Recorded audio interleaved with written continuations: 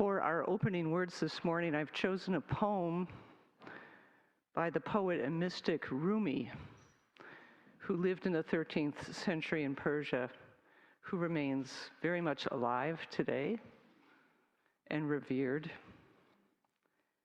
And the poem is called Elephant in the Dark. Some Hindus have an elephant to show. No one here has ever seen an elephant. They bring it at night to a dark room. One by one, we go in the dark and come out saying how we experience the animal. One of us happens to touch the trunk, a water pipe kind of creature.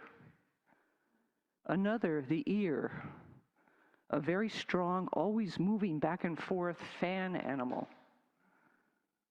Another, the leg. I find it still, like a column on a temple. Another touches the curved back, a leathery throne. Another, the cleverest, feels the tusk, a rounded sword made of porcelain. He's proud of his description.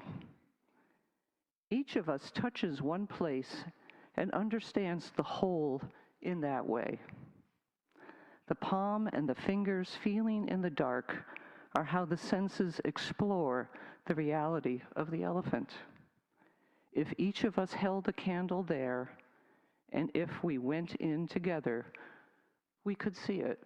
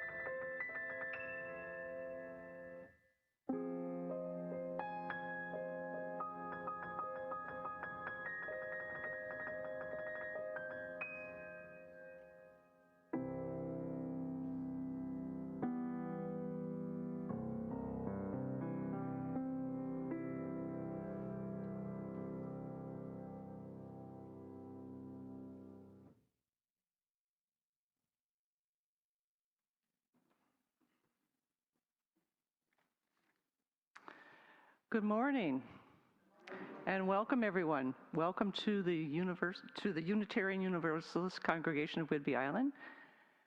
My name is Deb Slivinsky. I'm a lay worship leader here, and very happy to be in this position today. Very excited to see everybody today, and honored to be here. Everyone is cordially invited to stay after service for coffee and refreshments, and we're just very glad that you're here with us today on this beautiful Sunday. Our guest speaker this morning is Imam Jamal Rahman. Jamal is co-founder and Muslim Sufi minister at Interfaith Community Sanctuary and adjunct faculty at Seattle University. His passion lies in interfaith community building. He remains rooted in his Islamic tradition and cultivates a spaciousness by being open to the beauty and wisdom of other faiths. By authentically and appreciatively understanding other paths, Jamal feels that he becomes a better Muslim. This spaciousness is not about conversion, but about completion. He's the author of numerous books, including Sacred Laughter of the Sufis, Getting to the Heart of Interfaith, and Spiritual Gems of Islam. Since 9/11, Jamal has been collaborating with Rabbi Ted Falcon and Pastor Don McKenzie, affectionately known as the Interfaith Amigos. They tour the country sharing the message of spiritual inclusivity. With the retirement of Rabbi Falcon, Rabbi Laura Kaplan has agreed to become an Interfaith Amigo. It would be interesting to have a woman as an amigo there. Yes. Yes. Some different energy, for sure. Yeah.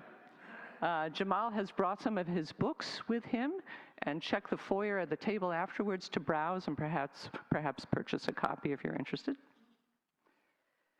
And I will just make some other announcements before we light our chalice this morning. And the first announcement is we want to welcome some very special visitors today at the Wabe campers of Whidbey Island. They were with us last year. They attend a 2-week camp here on the island. And I hope it's been good this year. Have you guys been having a good time at camp?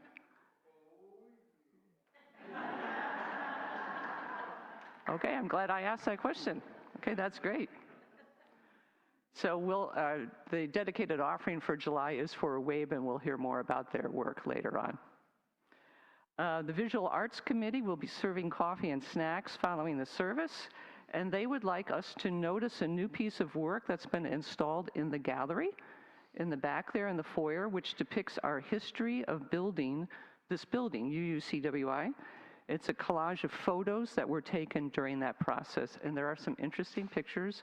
I think, who is that person now, that I know now? So take a look, because it's history. It's very interesting.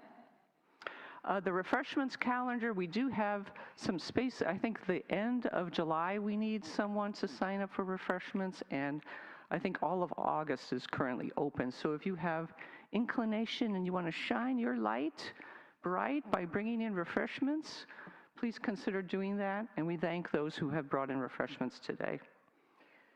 And lastly, UUCWI will celebrate an animal blessing service on August 2nd. You are warmly invited to bring pictures of your we talked about this actually. I said, well, do we want them bringing in their goats? I don't know. Pictures of your non-human beloveds and place them on the altar during the service. And we will now light our chalice.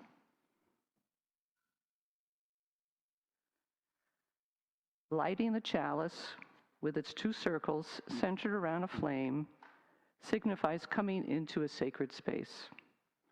A useful question for us to contemplate as we light our chalice today might be, what is the shape of the sacred? A short poem, also attributed to Rumi, is a conversation between a seeker and a sage, and the seeker begins in this voice. I said, what about my eyes? He said, keep them on the road. I said, what about my passion? He said, keep it burning. I said, "What about my heart?" He said, "Tell me what you hold inside it." I said, "Pain and sorrow." He said, "Stay with it. The wound is the place where the light enters you." I invite you now to rise as you're willing and able, body and spirit, to say our affirmation together.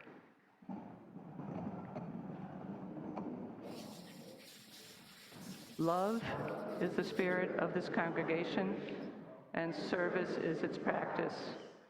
This is our great covenant, to dwell together in peace, to seek truth in love, and to help one another. Please remain standing for our opening hymn number 38, Morning Has Broken. We will sing all 3 verses.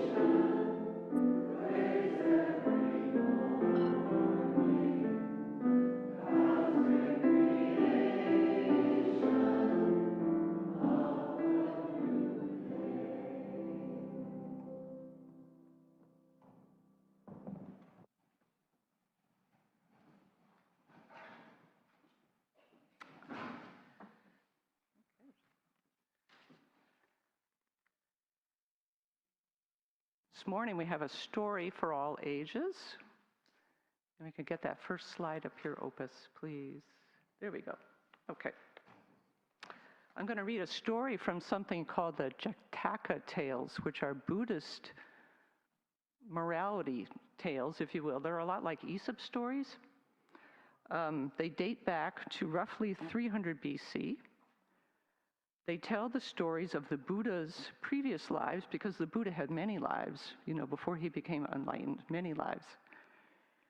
So before he became enlightened, and the stories are for young children and also, of course, for the adults who read to young children. And today we're going to hear the story of the monkeys in the Bodhi tree.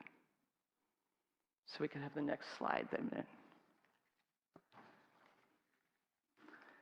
The monkeys in the Bodhi tree.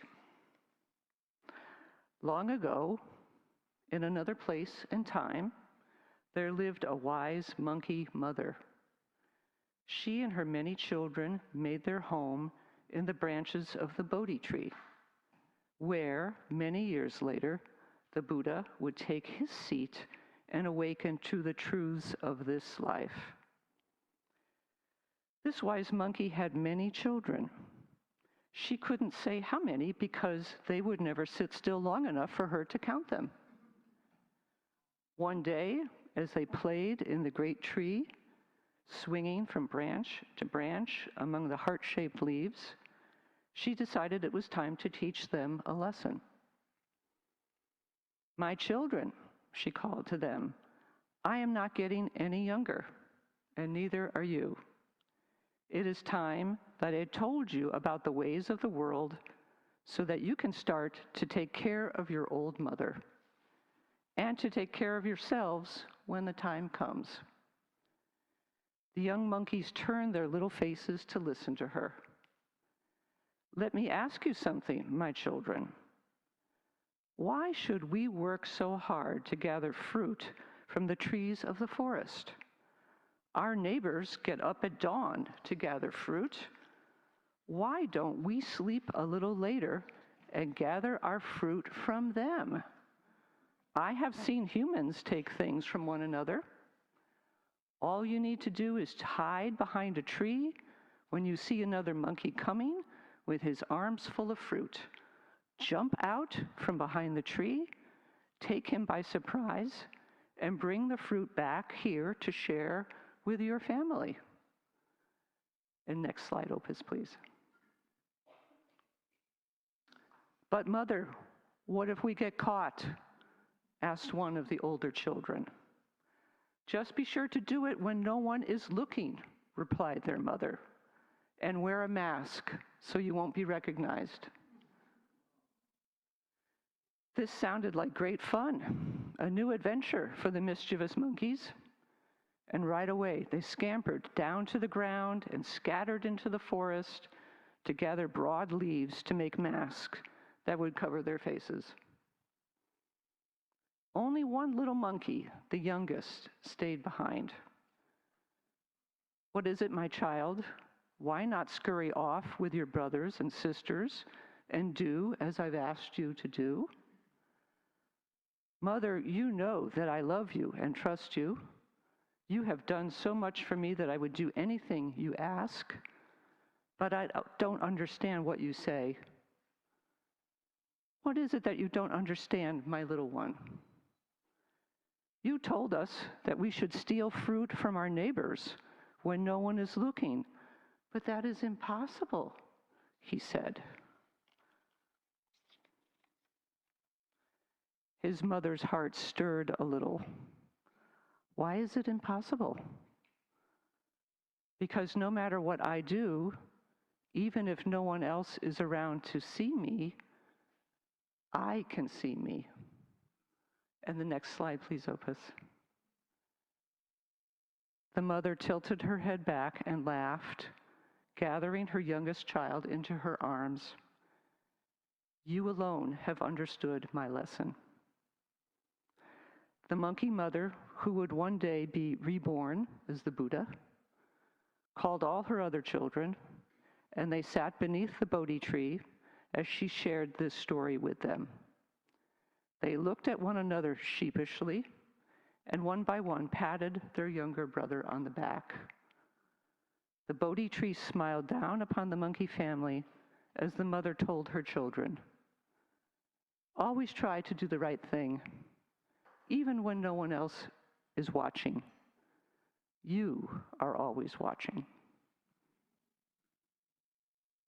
This month's dedicated offering is to Wabe of Whidbey Island, and Jane is going to come up and say a little bit about that for us.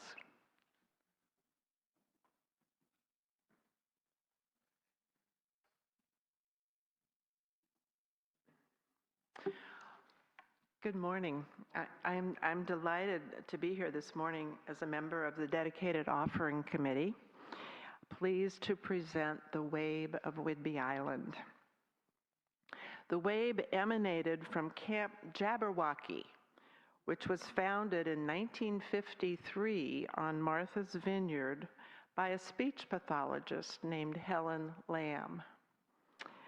At the time, it was a revolutionary effort to provide outdoor summer activities and a supportive community for individuals with disabilities.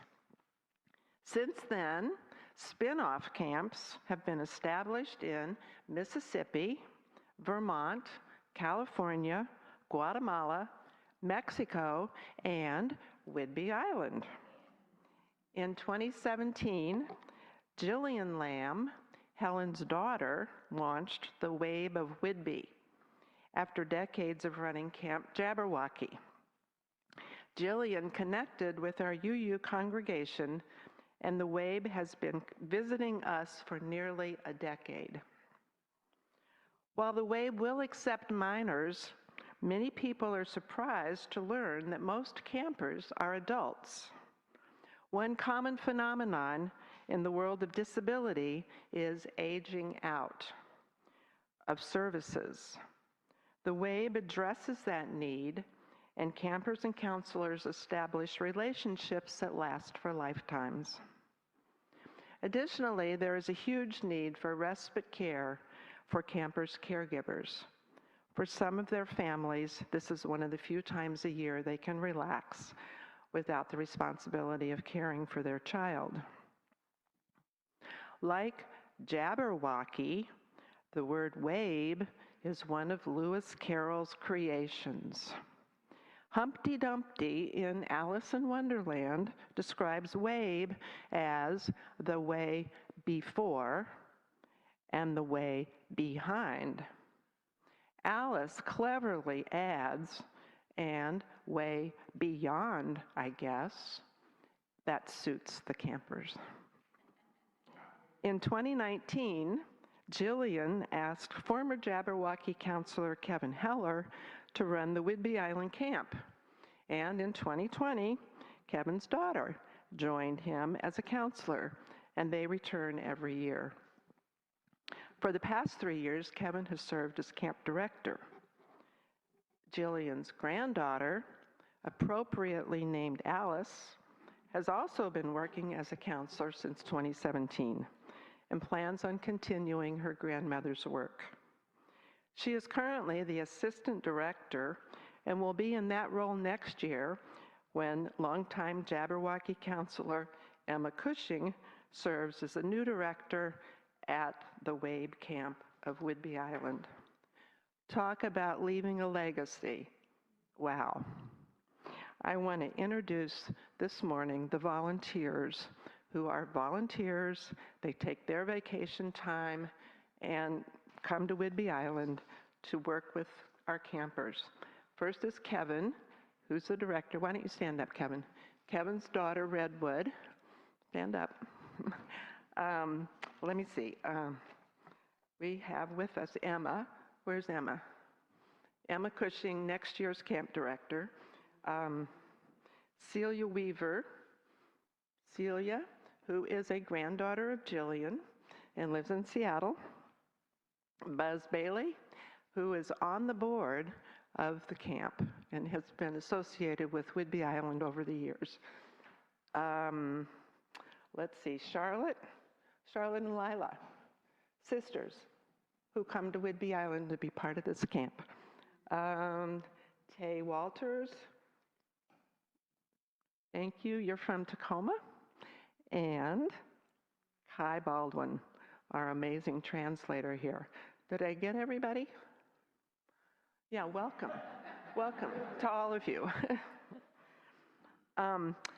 Okay, when I asked Kevin if there's room for local volunteers, I got an enthusiastic yes. Here are some volunteer things that people can do at the camp. Serve as counselors, serve as floaters to relieve counselors, musicians of just about any stripe, artist, a nurse, a doctor, drivers, ASL interpreters, and someone with a boat who's willing to take campers out on the water. Lewis Carroll also wrote, "The best way to explain it is to do it." In that spirit, Nick and I are going to the camper's final performance on Friday at 2 o'clock at the Quartermaster Building, and you are invited to join us. The camp is located at Fort Casey, which is now being managed by the YMCA of Snohomish County. Another big need is financial support. The camp relies completely on donations, and no camper is required to pay anything to attend. It costs $45,000 a year.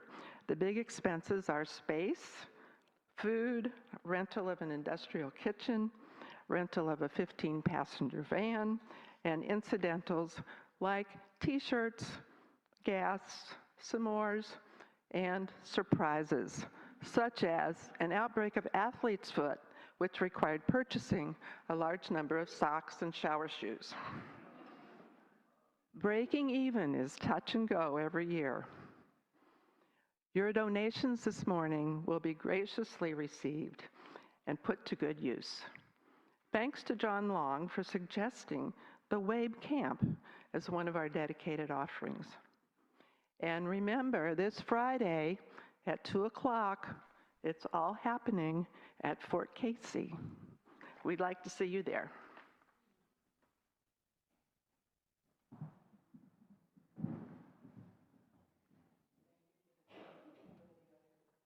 Pass the baskets.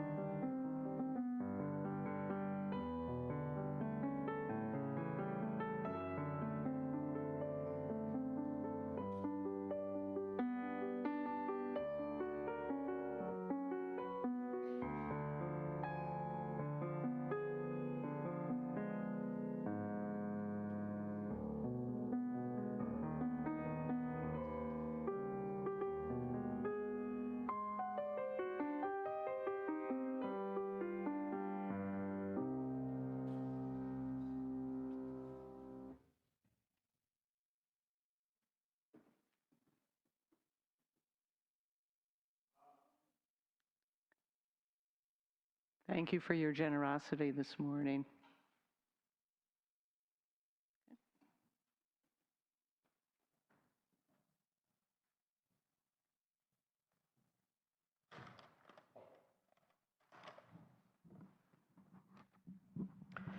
My dear friends, what a genuine joy it is to be back here again. I've been coming to this community, actually, as I like to say, ever since my hair was black, actually. Since 2001, when you were housed in another church, actually, I remember, I think it was called Trinity Lutheran Church. So feels like a pilgrimage, actually, coming back here. So the topic today is interspiritual wisdom for this mysterious life journey of ours. And I'd like to introduce a very wonderful figure, you might say, in Islamic spirituality, the fictional character named Mullah Nasruddin. Anybody heard of his name? Very famous in our part of the world. So, through his fictional stories, many remarkable truths are conveyed. So here's a wonderful story, and each story has many levels of meaning. The mullah, he's in the tavern, drinking, and he's intoxicated. It's 4 in the morning, and he stumbles out, walking the streets aimlessly. A policeman accosts him and says, "Sir, who are you? Where did you come from? Where are you going?" And the mullah says, "Sir, if I knew the answer to all those questions, I would be home already." Story of our lives. So if you look at all the different religions, you know, the question, who am I? What's my purpose here? Where am I going after I die? The purpose seems to be, if you study different religions, a little bit that I have, you know, the first one is, our purpose is to become a more developed, evolved human being. More Christ-like, Buddha-like, Elohim-like. That's one. Second one is to be of service to God's creation. And maybe a third one, to really connect with the other, and build community. So just be with that. See if this, as Rumi might say, I'm so glad Rumi has been mentioned so many times, my favorite poet. Rumi says, maybe some of this splashes in your heart. So Islamic spirituality, and the main book is the Quran, you might not know this, there's a lot of emphasis on what is called a real purpose of your life here is to, what sages call, to do the inner inconvenient work of becoming a more complete, evolved human being. And the Quran lays out the steps. It says you have to transform your ego. And by the way, before you get to that point of wanting to do all of this, the Quran says you have to become a seeker. Because all the things that I've said is a knowledge of the tongue, but can you move into a knowledge of the heart? It can happen for a variety of reasons, joyful situations, but because we human beings are unmindful, sadly, you might say, as the Buddha would say, we wake up only when there's a tragedy. Our parents will die.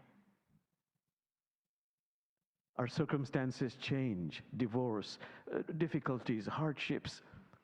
Then I move into knowledge of the heart. So for me personally, for example, when did I wake up? I think I was 40 years old when my mother passed away, and then in just a few days' time, my father passed away. They were very bonded as a couple.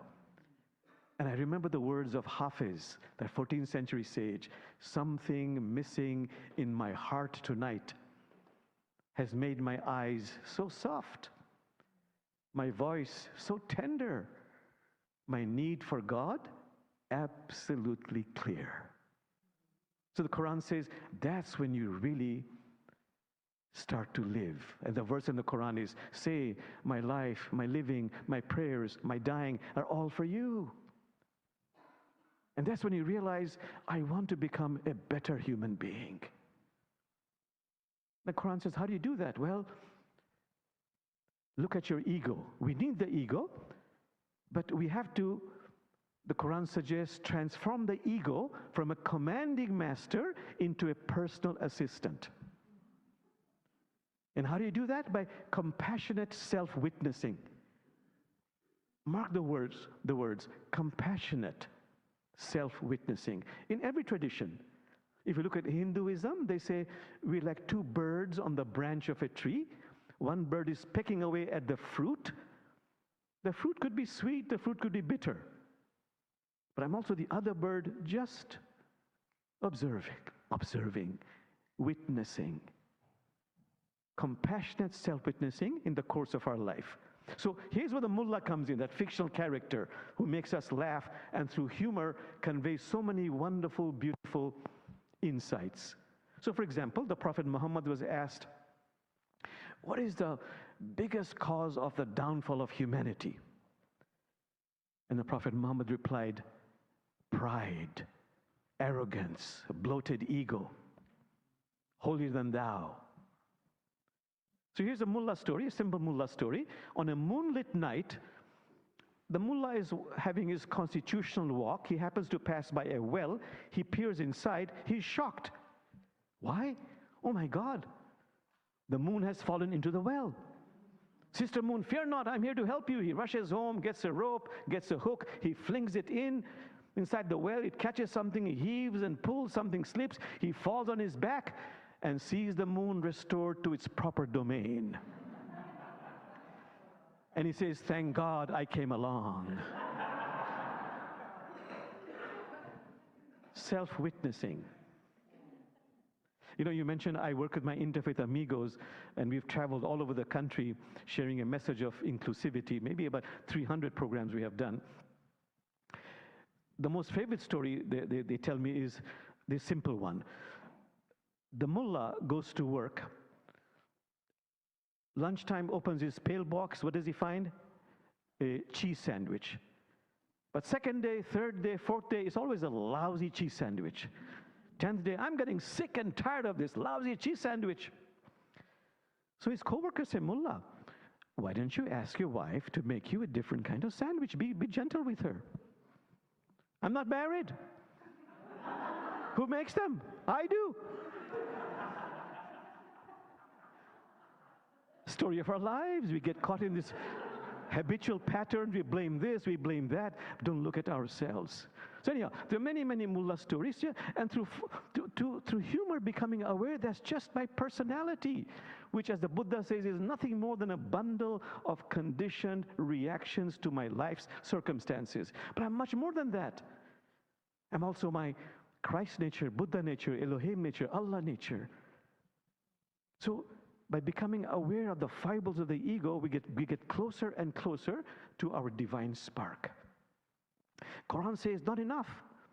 You have to also cleanse your heart and open your heart.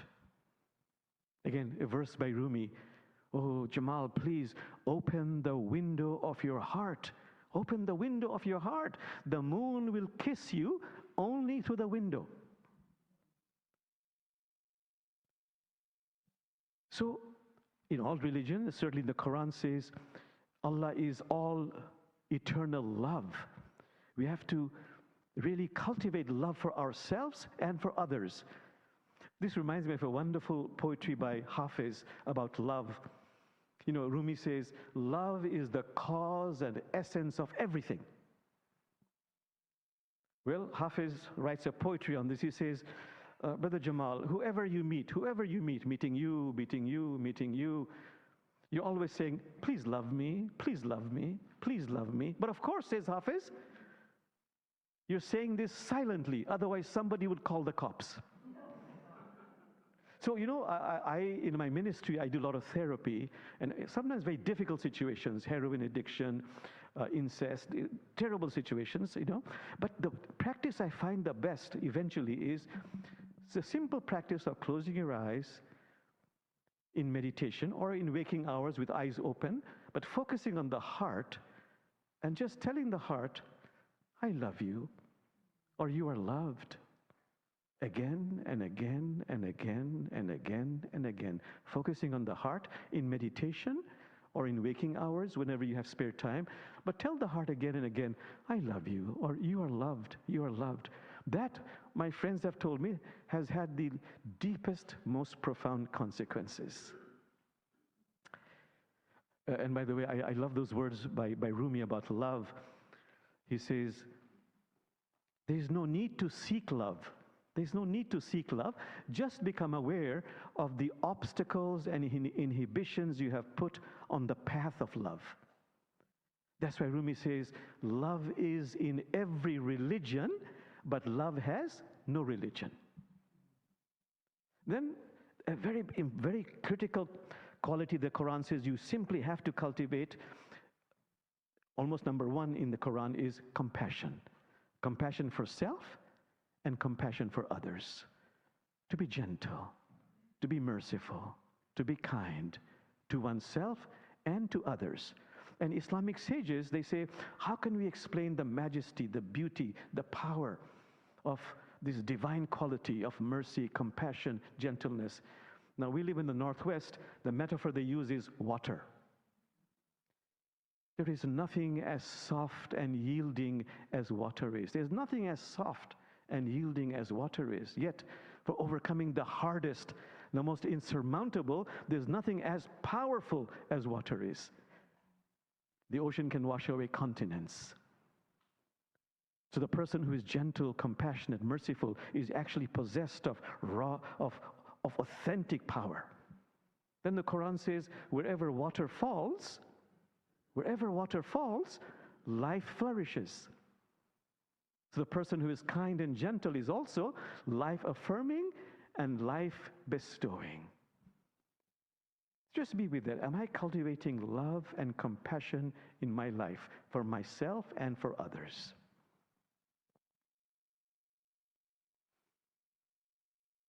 Okay, spiritual practice-wise, have you seen Muslims pray? You know, they'll go like this. And every movement has a meaning. For example, Muslims pray either 5 or 3 times a day. When they go like this, it means, oh God, as I stand in your presence, I'm putting the world behind me. All my thoughts and my judgments, I'm putting the world behind me. And they bow and they prostrate. And what are they saying when they bow and prostrate? It's simply they are actually praising God, number one, and they're thanking God. If you wonder what they're mumbling, it's praising God and thanking God. And there's a wonderful Islamic saying is that, Brother Jamal, when you praise God, God doesn't become holy, you become holy.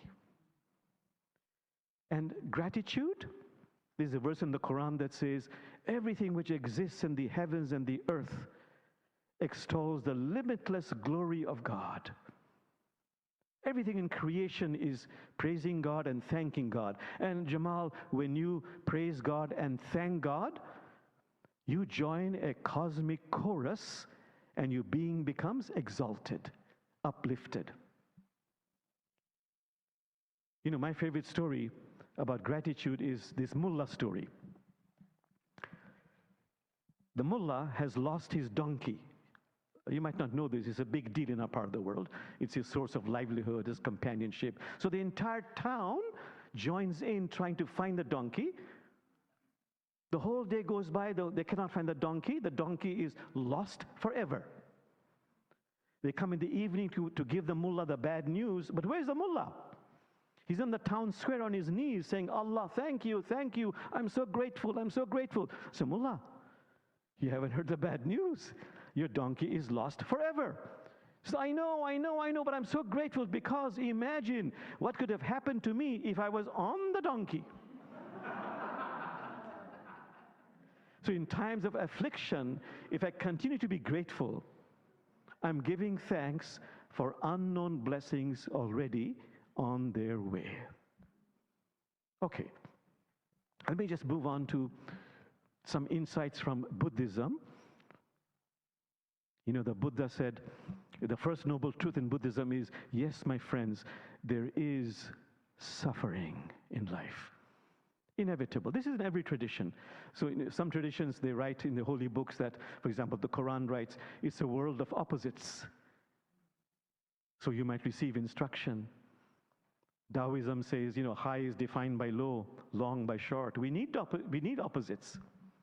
There is joys and there is sorrows. It's inevitable. That's noble truth number one. So what are some of the insights about sorrows that are inevitable, pain, suffering that's inevitable? You see, Rumi has a wonderful insight he repeats again and again and again. He says, don't run towards pain and suffering. Don't run towards pain and suffering. Just don't run away from it. I'm repeating it. Don't run towards pain and suffering. Just don't run away from it. And there's some wonderful techniques, like in Islam, there's something called sacred holding, to be present with your suffering, not to deny it, not to belittle it, but little by little, just to embrace it. And there's some spiritual practices where you connect with that, and then it becomes transformed. My sorrow gives me a sense of greater empathy. My fear, a sense of greater mindfulness.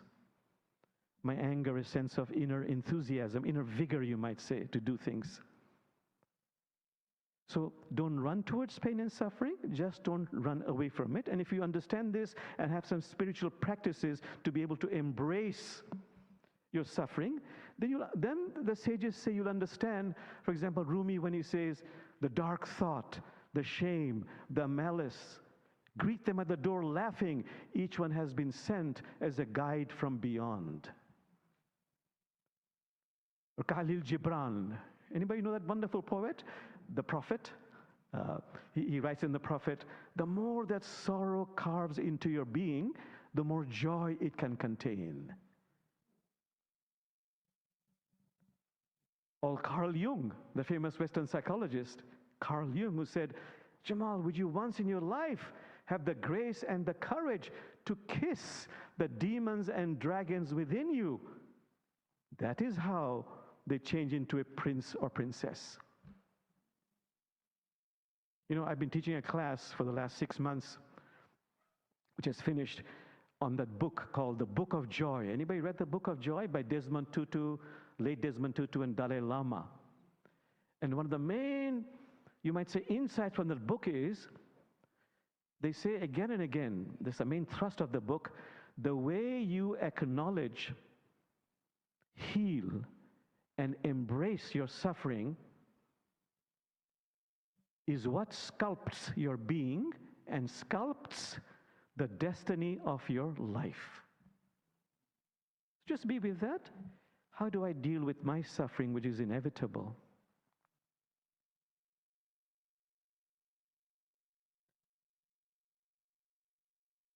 What else? The Buddha says, what Muslims, Islamic spiritual teachers would say, make a distinction between form and essence.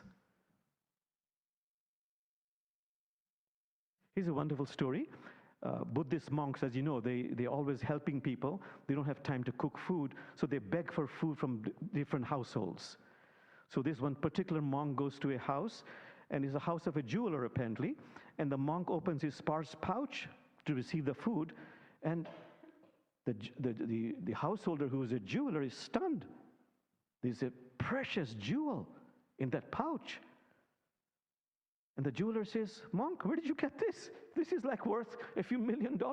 And the monk, who has what the Buddhists call equanimity, says, I remember a disciple gave it to me 5 years ago. And the monk says, "Do you want it?" "Of course not, it's yours. It's so precious." "I know, because it's mine, I want to give it to you." And he gives it to him, and the monk goes away. And now the jeweler is so excited, exhilarated, beyond joy, jumping up and down. "Oh my God, my life has changed, life of my children, life of my grandchildren." But then those thoughts come into his mind. Should I tell my wife? Of course, she's my wife, I love her. But my wife has a sister who is so gossipy, and the whole village will know I'll be in danger. Well, maybe I can hire guards. But if I hire guards, people know I'm guarding something. Maybe I should not hire guards. Should I do this? Should I do that? Should I do this? Should I do that? Cannot sleep for 10 days. Finally, an insight strikes him. He grabs that jewel and runs after the monk. After a few days, an arduous search finds the monk and says, monk, take this gem back, but give me the real gem." "The real gem?" He said, "Yes, I realized the real gem is really to learn how to be loving, compassionate, gracious, generous. That is what I really, really want in life." In other words, what Sufis would say, Sufis meaning spiritual Muslims who study spirituality mainly, can I make a distinction between form and essence? Just be with that. In my life, am I making a distinction between form and essence?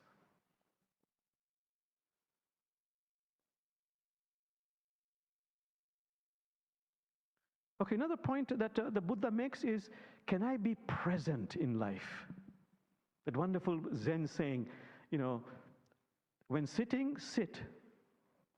When walking, walk. Above all, don't wobble.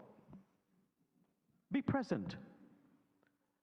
Some of you know Thich Nhat Hanh, who says, if I'm not present in my life, I'm missing an appointment with life. I'm missing an appointment with life, and that is a very serious matter. So what is the problem? The problem is I am not conscious, I'm unconsciously immersed in thoughts about a regret of the past or an anxiety about the future. I'm not in the present moment, and that drains me. Can I be conscious when I'm thinking about a regret in the past or an anxiety about the future? Back to Hafiz, has a wonderful poetry who says, do you know what sad people have in common? Do you know what sad people have in common? They've built a shrine to a regret of the past.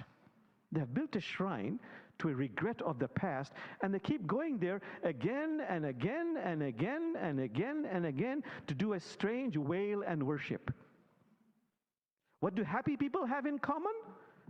They've stopped being so religious like that. How about anxiety about the future? For example, this is now summer. Summer is not post-spring, no, or pre-fall. It's just summer. Can I just be in the present moment? So think about in what ways can I be in the present moment? The Buddha was asked, Lord Buddha, how do you stay in the present moment? He said, for me it's simple. Whenever I find myself flitting from back to forth of past and future, I become still, could be for 1 minute or half an hour. I focus on my nostril and I'm just present with my breath. Just present with my breath. Just be with that. Ask yourself, in what ways am I being in the present moment?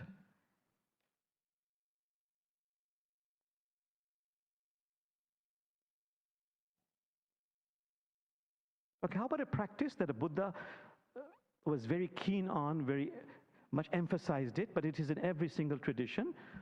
It is silence. You know, the Buddha, well, Ananda was his cousin, also his secretary, who really emphasized also silence. And the Buddha said, it is in silence that you really connect with yourself and the world outside of you. So how do you define silence? I love the words of Rumi, who says, silence is not the absence of sound, it is the absence of the little self, the I, me, me. Rumi goes on to say, silence is the language of God, everything else is a poor translation. Rumi says, in silence, the branches of your intelligence grows new leaves. So one day, the Buddha was telling, somebody asked the Buddha, what do you gain from silence? What do you benefit from silence? And what did the Buddha say? Nothing at all. And they were shocked. Why do you make us practice silence for hours? He said, but let me tell you what I have lost in silence. I've lost my anxiety. I've lost my fear of death. I've lost my attachment to things that are material. And by having lost those aspects of me, I've become more fulfilled. Deepen my relationship with myself and others through silence. So I ask myself, do I practice some form of silence?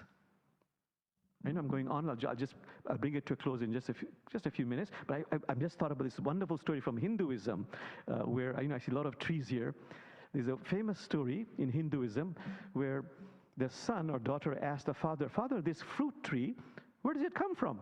Where does this fruit tree come from?" And the father says, be more critical, go deeper. So he takes the fruit and says, "What do I do?" His father says, "Cut the fruit."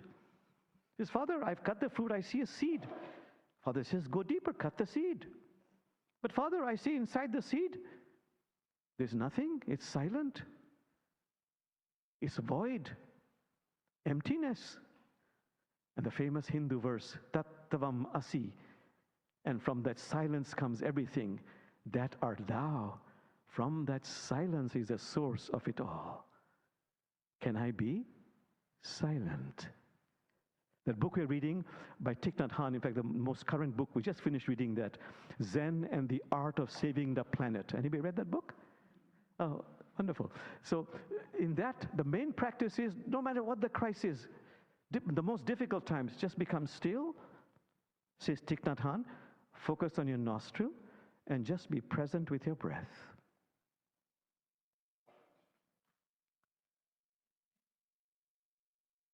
Okay, I have to mention just 2 quick points and I'll finish. Community. critical need for community. Again, Rumi, a wall standing alone is useless. Add to it other walls.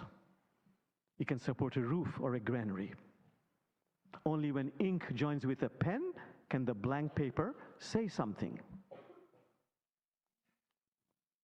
Do I have community in my life? You know, this famous Harvard study, by now 85 years old Harvard study, which asked the question for 85 years, what is the number one, what are the factors that contribute to happiness in life? And from that, they also discovered longevity of life. What is the number one factor? And what is the number one factor? Relationships. Doesn't have to be perfect. Reliable relationships. There's another study, Brigham Young University study, by now 12 years. Same question, what contributes most of all to happiness? Again, the same discovery, having relationships in life. What was fascinating was the number two factor was having relationships with those you meet casually. The teller in the bank, the person who delivers the mail. The way you deal with that person is the number two factor that determines your happiness in life and subsequently your longevity in life. So spiritual teachers from all traditions say, Brother Jamal, what is the relationship you have with yourself and with others? So the holy books say, what constitutes real community? 3 gateways. Number one is, could be one person, 2 persons, 17 people, but between me and those person or persons, there is love, or there is kinship of spirit. That's the first gateway. Second gateway is trust. Third gateway is, this is in all traditions by the way, love of truth. Whatever that means. The Buddha's famous words, if you want real community, find friends who love the truth.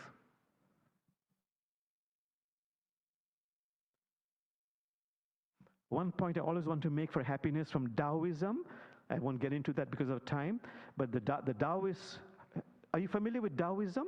Tao Te Ching, a book that has sold as many books as any holy book actually, a very small book, Tao Te Ching. In fact, in Taoism they say the biggest problems you have, Jamal, right now, and most human beings have, you just don't know when to stop. The biggest problem human beings have is they always overdo everything. And they give an example. You take a bow, you stretch the bow, the arrow will go further, but you keep on stretching, it'll break. Sharpen a knife, knife becomes sharper, but if you keep doing it, it'll blunt and break. Even the Zen people, the Buddhists say, you're making a beautiful drawing of a snake, you overdo it by putting small legs on it. You overdo it, you see.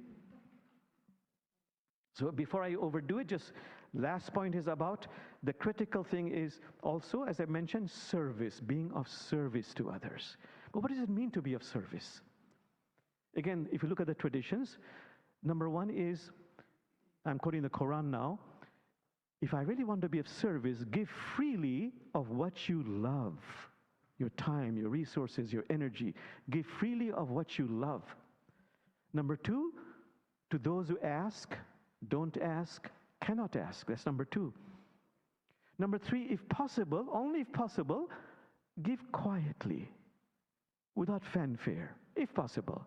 The fourth one, most important in all the traditions, is if you're giving, give without attachment to the prize or prestige it brings you.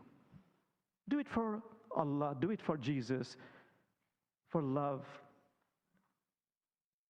And the words of Tagore, if you remember, that wonderful Indian poet, 20th century, who won the Nobel Prize in Literature, who wrote, I slept and dreamt life was joy.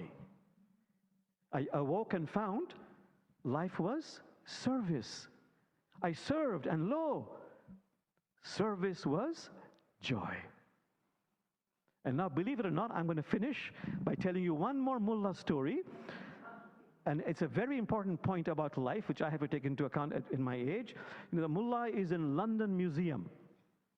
And there's a very famous professor there who says, this is about 10,000 years old. Mullah said, excuse me, is 10,004 years old. The guide is annoyed. This is 50,000 years old. Excuse me, is 50,004 years old.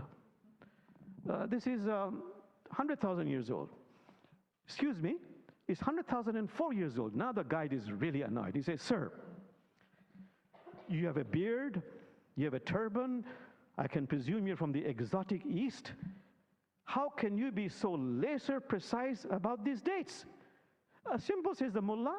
I was here 4 years ago. At that time, you mentioned those dates.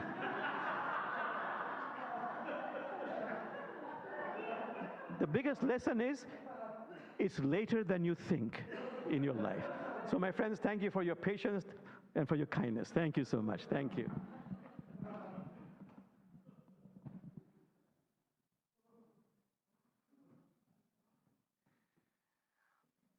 And please rise as you're able, in body and in spirit, and we're going to sing our closing hymn number 100. I've got a peace like river, and we'll sing the first 4 verses.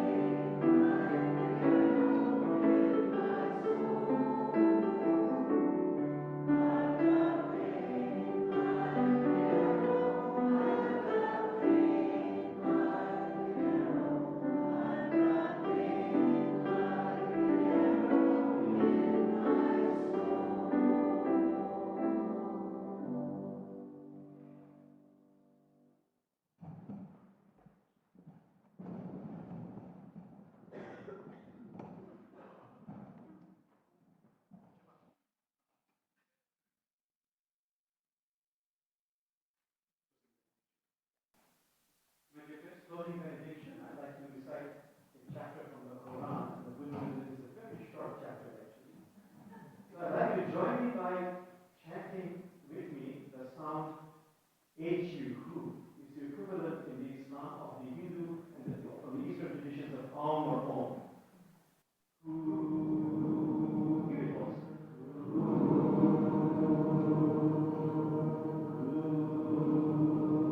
Keep on going.